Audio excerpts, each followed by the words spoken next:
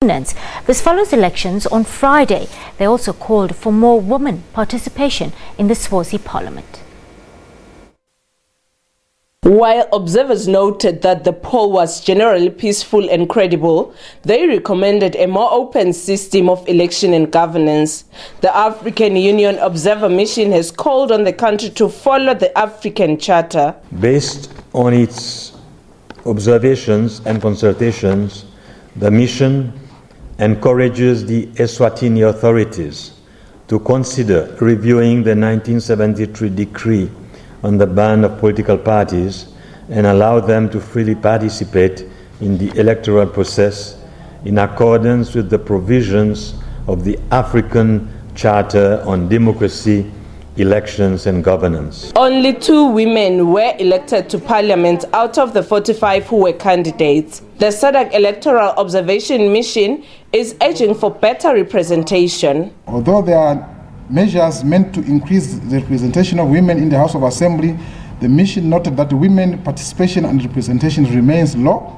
The mission further noted stakeholders concerned that there are a number of cultural practices that affect the equal participation of women in the electoral process, particularly during the campaign period.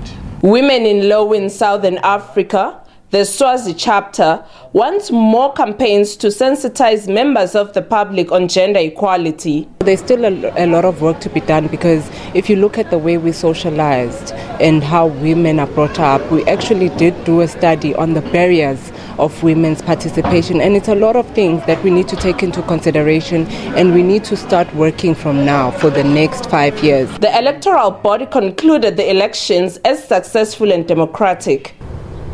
This country is one of the most democratic countries where you can say anything.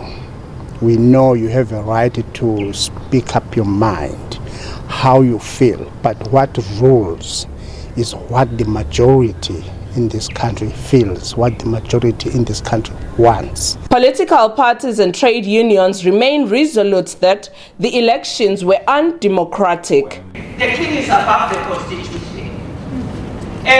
He has power to dissolve parliament. Following preliminary conclusions made by international observers, full reports will be released in 3 months' time.